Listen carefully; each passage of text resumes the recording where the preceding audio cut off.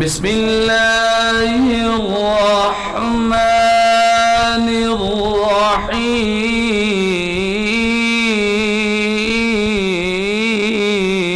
الرحيم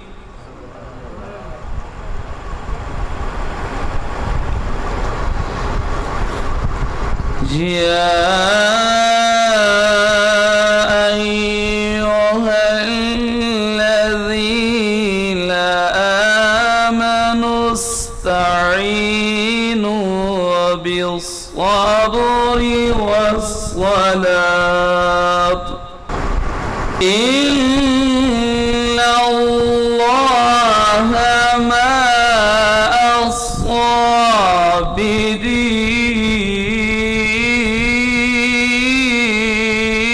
الصابرين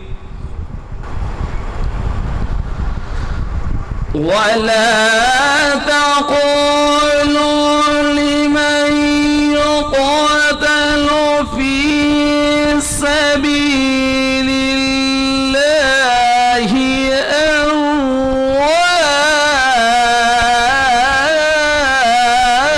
أموات بل أحياء ولكن لا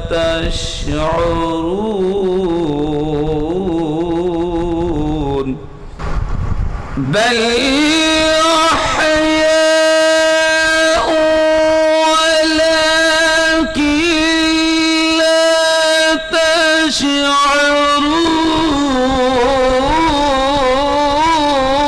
تشعرون بل أحياء ولكن لا